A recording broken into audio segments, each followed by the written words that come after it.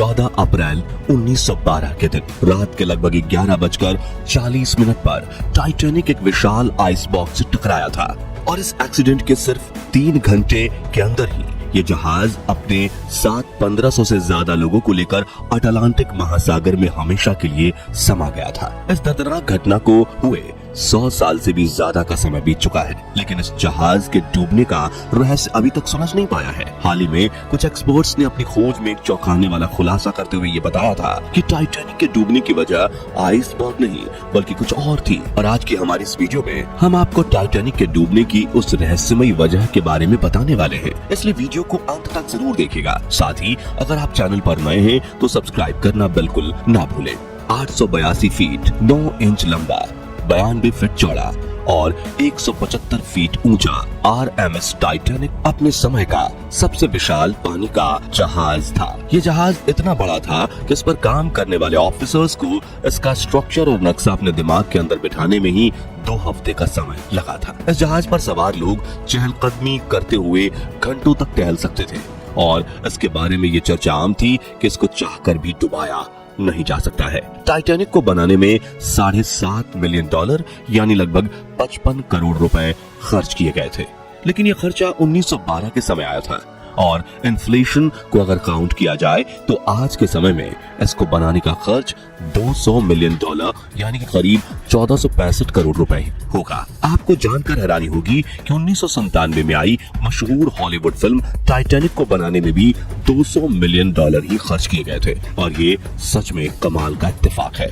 इस विशाल जहाज को बनाने का काम बेलफास्ट की ship making company Harland and bolt को सौंपा गया था। कंपनी द्वारा इस जहाज को बनाने में 3000 लोगों की एक टीम लगाई गई थी। इस टीम में इंजीनियर्स से लेकर मजदूरों तक हर लेवल के लोग शामिल थे। ये लोग हफ्ते में 6 दिन और हर रोज 10 से 12 घंटे काम किया करते थे। कामों को और ज्यादा तेज करने के लिए कंपनी ने वर्कर्स की संख्या 3000 से बढ़ाकर 14000 तक पहुंचा दी थी, लेकिन फिर भी इस विशाल काय शिप को बनाने में 26 महीने का समय लग गया था। असल में इस जहाज को बनाना कोई आसान काम नहीं था, बल्कि बहुत से लोग तो इसको एक नामुमकिन सा टास्क मानते थे, क्योंकि उस समय तक टेक्नोलॉजी ने कोई खास तरक्की नहीं की थी। ऐसे में इतना बड़ा स्ट्रक्चर तैयार करना ही अपने आप में एक बहुत ही बड़ी चुनौती थी।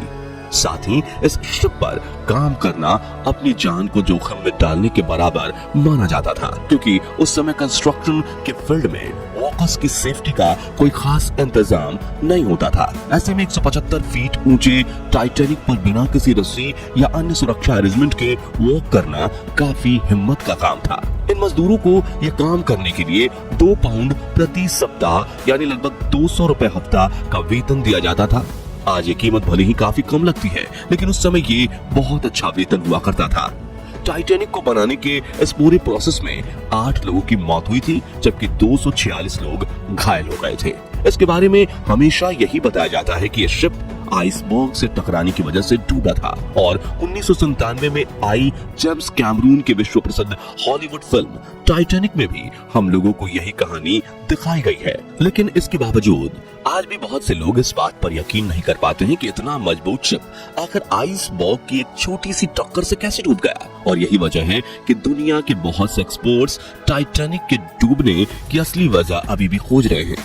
साल 2017 में हुई एक खोज में ये हैरान करने वाला खुलासा किया गया था कि टाइटैनिक के डूबने का असली कारण आइसबर्ग नहीं बल्कि जहाज के अंदर लगी आग थी। इस नई खोज ने सबको हैरान करके रख दिया था, क्योंकि इससे पहले कभी टाइटैनिक के अंदर आग लगने का जिक्र तक नहीं किया गया था। दरअसल आयरलैंड के रहने वाले मशहूर लेखक और जर्नलिस्ट सिनान मेलोनी पिछले लगभग 30 सालों से टाइटैनिक के डूबने की वजह खोज रहे थे और ये मलोनी ही थी जिन्होंने टाइटैनिक के डूबने का असली कारण उसके अंदर आग लगने को बताया था। असल में अपनी इस खोज के दौरान मलोनी के हाथ टाइटैनिक के कुछ ऐसे रहस्यमय फोटो लगे जिन्हें कभी पब्लिश नहीं किया गया था।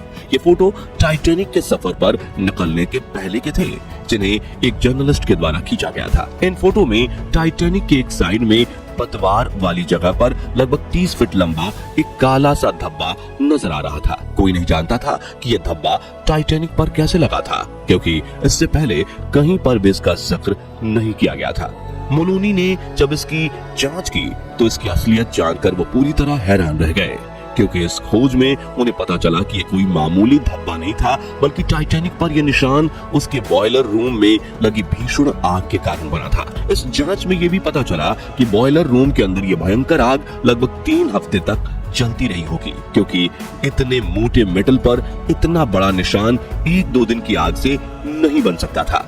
धातु विज्ञान के विशेषज्ञों ने बताया कि इतनी जबरदस्त आग मेटल को 75% तक कमजोर बना सकती है। और दुर्भाग्य की बात ये थी कि टाइटैनिक के जिस हिस्से में आग लगी थी वह हिस्सा आइस बॉक्स से टकराया था। इसी से मोलोनी ने अंदाजा लगाया कि इस आग ने टाइटैनिक की बॉडी को भी कमजोर कर दिया होगा, तभी तो इस टक्कर से उसकी बॉडी में इतने बड़े छेद बन गए। मोलोनी कहते हैं कि अगर टाइटैनिक में आग नहीं लगी होती तो उसकी बॉडी शायद इस टक्कर को भी झेल सकती थी, लेकिन आग की वजह से चूंकि मेटल पहले ही कमजोर हो चुका था, इसलिए यह दर्दनाक हादसा घटित हुआ।